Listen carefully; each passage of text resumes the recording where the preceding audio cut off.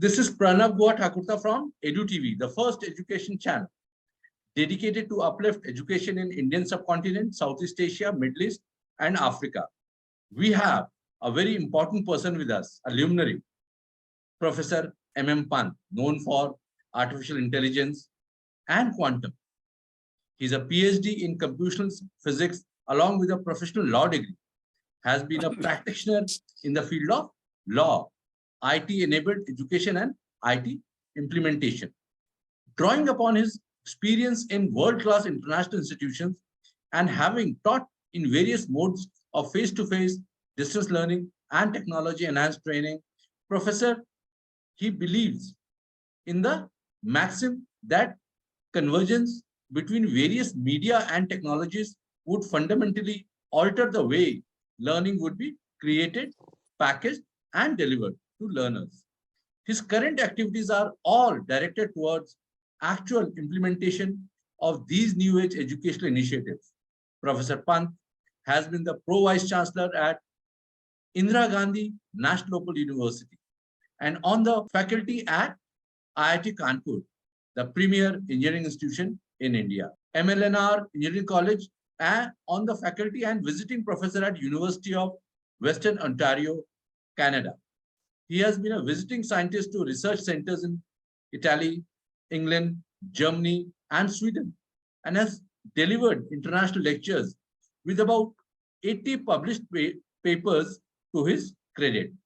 With his interest in law, back to practicing of law in a high court, and his basic training in science and IT, Professor Pant has been particularly interested in the cyber law, patent, and trademark issues, intellectual property rights issues, etc., and has been involved with many activities, conferences on law and IT.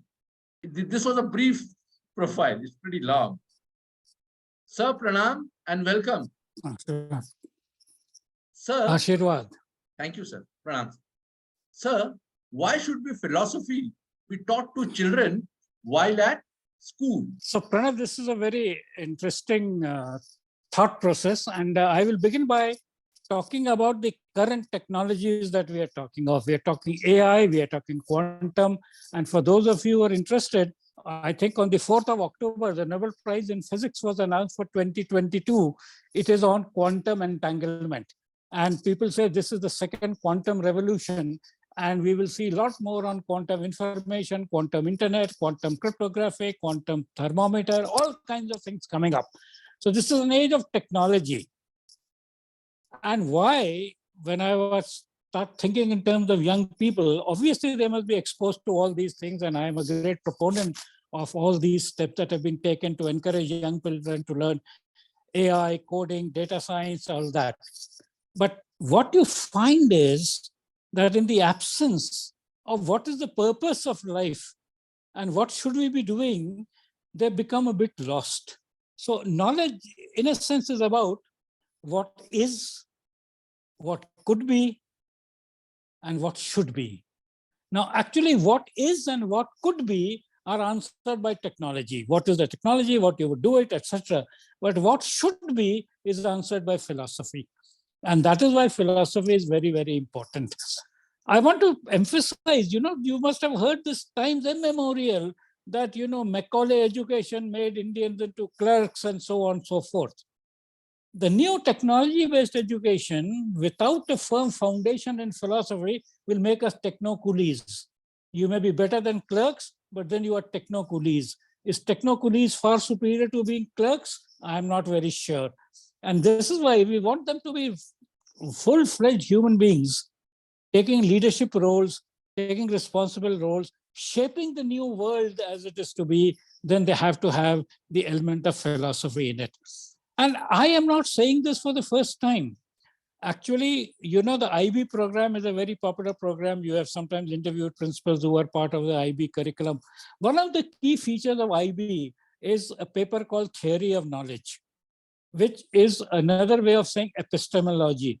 Epistemology is a field of philosophy. And this is what I want to draw your attention to.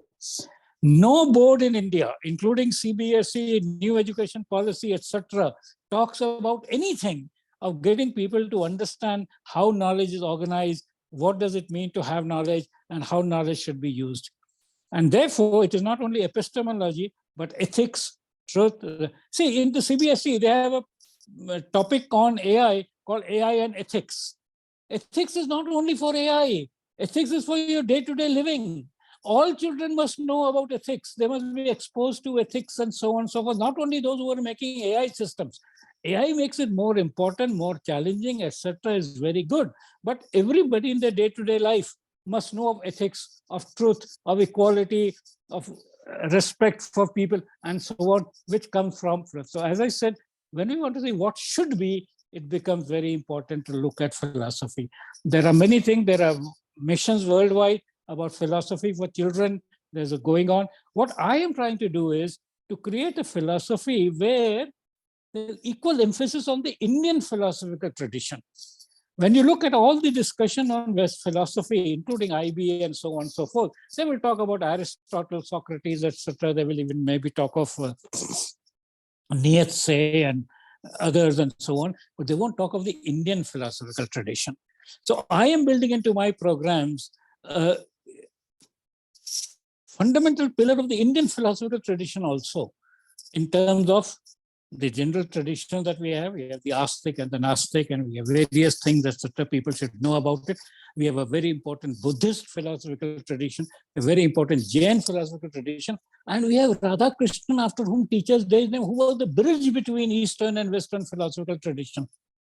So knowing only about data science and AI and coding and algorithms is not enough. We also need to know about our own traditions, the Western traditions, and very importantly, and this is part of the what is the importance of philosophy in the age of machine learning and artificial intelligence? So these are topics to which young students must be introduced and made aware of even while they are at school.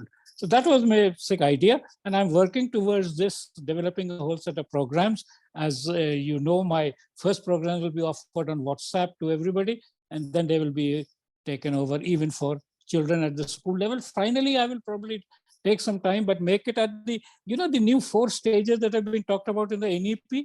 At each of those stages, there will be an exposure to philosophy, world philosophy, with emphasis on Indian philosophy.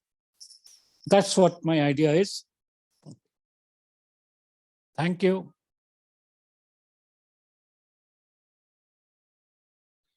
Thanks to you, Professor Pant, for giving us time, explaining us always.